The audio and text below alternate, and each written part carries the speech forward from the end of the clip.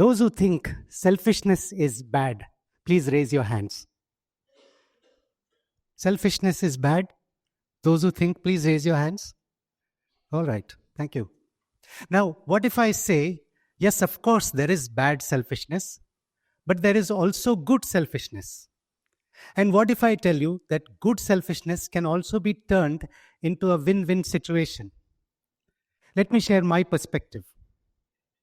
First and foremost, be kind to yourself. Others can wait, because life is a series of small and big challenges. One comes, one goes, another comes by. The best way to handle challenges is not to look at them as problems, but as opportunities to improve ourselves. Ellarige namaskara. That's greetings to all in Kannada language from me, Rajkumar Dugar, from Bangalore. One of the biggest challenges I faced was as a completely helpless 1-year baby when I contracted the polio virus and almost fully lost control over my right leg. As time passed, my condition grew worse. I could barely walk or even stand properly. The situation seemed absolutely hopeless, and it became increasingly clear I would be dependent on others all my life. But that truth changed. At 12, I underwent a hamstring transplant surgery, followed by years of grueling and painful physiotherapy. All this, coupled with huge support and encouragement from my parents, helped me improve. I began standing, walking, cycling, riding, driving, swimming, well, almost everything. I did whatever best I could, and after that, I accepted this as part of my life and decided to move on. Despite this major challenge, I did consistently well in studies, first at Vinayaka School, followed by St. Joseph's Institutions, and then RV College of Engineering. In my first job at MICO, in just 2 months, I picked up 2 valuable lessons: the importance of punctuality and the importance of practicals over theory. My next job as technical executive at Eco Computers took me repeatedly across the country, from Guwahati to Thiruvananthapuram, on work. 4 years after this job, I plunged into my own business, providing IT hardware solutions in the name of Rajhans Electronics and Rajhans Computer Services, with customer delight as my focus. The pinnacle of my business career was when I completed the entire IT infrastructure for one of the largest heart hospitals in the world, Narayana Hridayalaya. And oh yes, until 2019, I was Secretary of Association for Information Technology, Bengaluru. I am married to Madhu from KGF. No, not the movie, the town, Kolar Goldfields, and we have 2 children. Now, I'd like to talk about a few more twists in my story, which bring out strongly my message today. My room window in the garden city of Bengaluru faced a permanent and growing heap of garbage. The sight and stink were horrible. I did not know how to stop this. And then one day it happened. A small group of people came unannounced but fully equipped to clean up the place and even beautify it. For me, this was a golden opportunity. I enthusiastically joined them, and in a few hours, it was abracadabra. The entire garbage dump was transformed into a small garden. But this turned out to be the easier part. Now it became necessary to ensure the garbage did not reappear. So I quickly formed a small team, and together we continuously, round the clock, monitored and immediately removed any garbage thrown there to ensure the place remained clean. That's because of our general mindset to keep a clean place clean while a dirty place gets dirtier. We watered the plants, and as they grew, the input of garbage finally stopped. With this, apart from clean surroundings, I got a massive boost to my confidence, which said, yes, I can. And this also turned out to be the trigger I needed to start on a new path. Over the years, I gradually evolved from a shy, scared, introverted, and incapable person to a confident and active doer. I began taking interest first in my neighborhood and then in my city, interacting with people and government functionaries, studying problems, and working on solutions. There were challenges, successes, and failures, but I remained focused and determined on my aim to make my surroundings a little better than I found it. Now, this became the tagline of the platform I founded in mid 2019 called Citizens for Citizens, or C4C in short.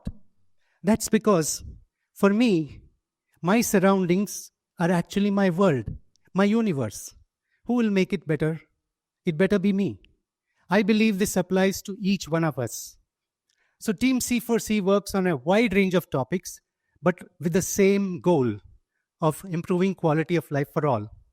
My personal focus is on commute, traffic, public transport, environment, pollution, afforestation, awareness drives, and so on.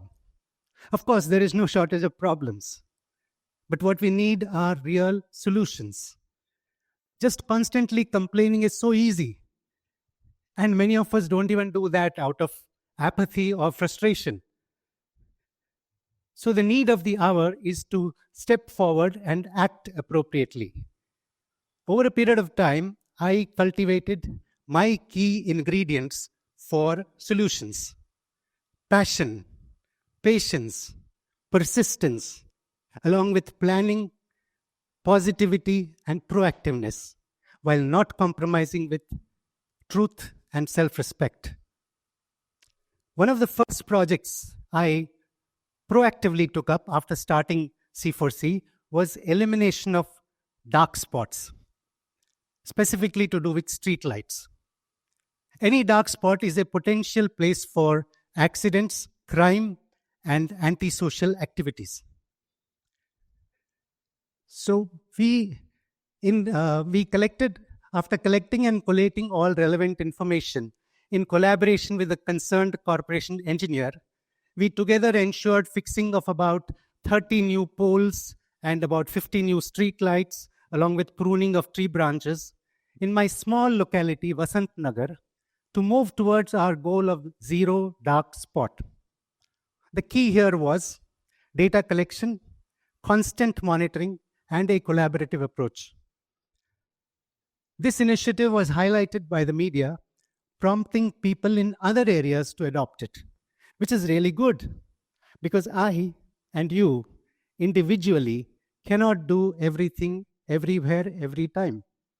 But if we do whatever we can, we communicate and collaborate, we get inspired and inspire others, we can definitely make a difference. I'm sure some of you have been to Bengaluru. At least now, raise of hands, those who have been to Bengaluru. Wow, great. Okay. And you probably call it Bangalore. The correct name is Bengaluru. And those of us who have an emotional bonding with the city think of it as Namma Bengaluru, which is something like Hamara Kanpur. Although Bengaluru is famous for many things, it has become globally infamous for traffic congestion and all its consequences. With a population of over 14 million, Bengaluru has the dubious distinction of having almost as many vehicles, over 12 million. And both these numbers are rising fast. So along with others, this situation is definitely not sustainable. So along with others, I've been pushing hard for drastic and quick improvements to the three major modes of public transport in Bengaluru: bus, metro, and suburban rail, with the aim to free the roads. I also began studying traffic bottlenecks, collecting information and data, carrying out traffic surveys, and working on conceptual designs of solutions at a dozen different spots across the city. And I'm glad to share that at 4 of these places, the solutions presented by me have already been implemented. Let me give you only one example. In the heart of the city, at Ubhaikar or High Grounds Junction, after studying the severe traffic congestion and the traffic flow very closely, we used technology and shot a drone video, which confirmed my understanding that the two traffic islands in the junction were indeed the cause of the bottleneck. I repeatedly explained the problem and the solutions to several senior officials. Initially, the engineer-in-chief of Bengaluru's corporation summarily rejected my idea. But I was convinced and did not give up. It took me 3 long years of persistence, and finally, last year, the junction was redesigned after removing the traffic islands. And the same engineer-in-chief was gracious to tell me that the modification had indeed helped reduce traffic congestion significantly at this junction, used by about 2 lakh vehicles every day. One of the issues I am extremely passionate about is reducing vehicular noise pollution, specifically to do with honking, which is rampant across our country. We use loud, shrill, and multi-tone horns, which are all illegal. And most of our honking is repetitive and unnecessary. We even use the horn in silence zones and at night in residential areas. Now, as per pan-India laws, all these are offenses and we can be penalized. As per my study, being subjected to chronic honking is actually like slow poison. Various aspects of our mental and physical health, our safety, productivity, efficiency, sleep quality, scholastic performance of students, and recovery of patients are all adversely affected. Road rage, which can result even in death, can start with a honk. Now, as citizens, we cannot enforce, but we can definitely become role models and also create awareness. So, along with schools, colleges, and hospitals, I've organized over 30 awareness drives in the last 3 years.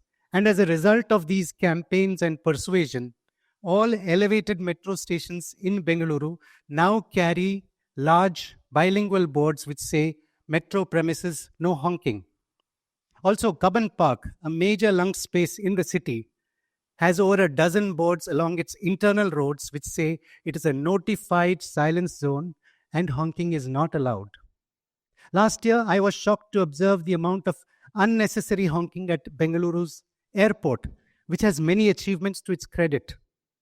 So during the past few months, I've been working very closely with the landside team at the airport, and steps have recently been implemented to reduce honking there with encouraging initial results. So, despite difficulties and failures, my journey has given me hope, confidence, and abilities which never looked possible in my life. What I'm highlighting through all this is, if I can, anyone can. In fact, everyone can. I believe we can make our lives better with right knowledge, determination, and course corrections. As an extension of this approach, out-of-the-box thinking, innovation, and even disruptive steps combined with sincerity and passion have helped improve quality of life of others, particularly the common folks. Of course, it's not possible to make everyone happy all the time. We need to set our own principles, priorities, and objectives. Now, in all this, where does selfishness come into the picture?